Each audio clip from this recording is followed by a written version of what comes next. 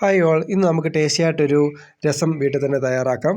അതിന് ആവശ്യമായ സാധനങ്ങൾ: തക്കാളി, ഇഞ്ചി ചതച്ചത്, ഒരു ചെറിയ കഷ്ണം ഇഞ്ചിയാണ് ചതച്ചത്, ഒരു 3-4 വെളുത്തുള്ളി ചതച്ചത്, ഇത് വാളംപുളിയാണ്, ഒരു ചെറിയ നാരങ്ങ അത്രയുള്ള വാളംപുളി ആണ്, പിന്നെ ചെറിയ ഉള്ളി ചതച്ചത്, മല്ലിയില സ്ലൈസായിട്ട് അരിഞ്ഞത്. അപ്പം വാളംപുളി ഞാനൊരു ചൂടുവെള്ളത്തിലോട്ട് ഇട്ടിട്ട് ഞാനത് നല്ലതായിട്ട് തന്നെ പിഴിഞ്ഞെടുത്തിട്ടുണ്ട്.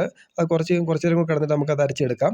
നമുക്ക് കുക്ക് ചെയ്യാനുള്ള പാൻ എടുത്തിട്ട് നമുക്ക് വെളിച്ചെണ്ണ ഒഴിച്ച് ഒരു 1/4 ടീസ്പൂൺ കടുക്, 1/4 ടീസ്പൂൺ ഉലുവായും കൂടി ഇട്ട് ഒരു 3-4 വറ്റൽമുളക് കൂടി ഇട്ട് ആദ്യം മൂപ്പിച്ചെടുക്കാം.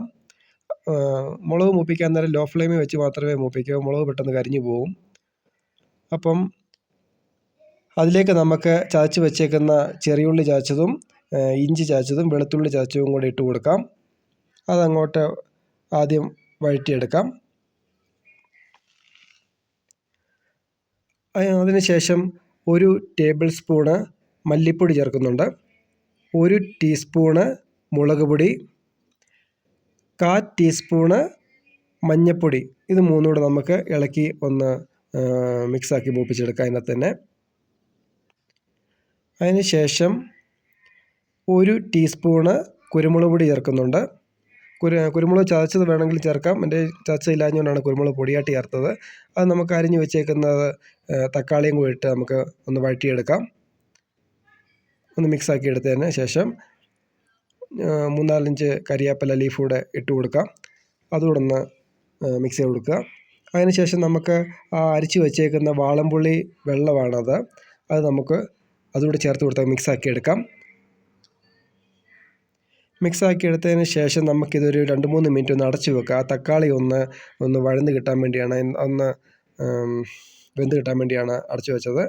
അതിന് ശേഷം ഈ ഒരു കപ്പിന് 1.5 കപ്പ് വെള്ളം ചേർക്കുന്നുണ്ട്. 1.5 കപ്പ് വെള്ളം ചേർത്തിട്ടുണ്ട്. അതൊന്ന് ഇളക്കി കൊടുക്കാം.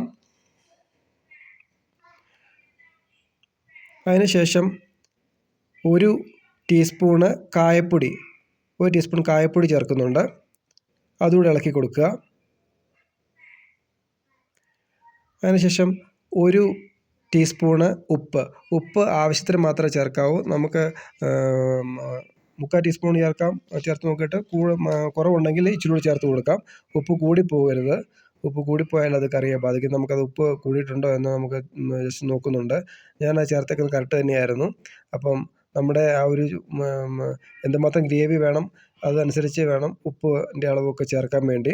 അത് കഴിഞ്ഞ് നമുക്ക് അരിഞ്ഞ് വെച്ചേക്കുന്ന മല്ലിയിലയും കൂടി ചേർക്കാം.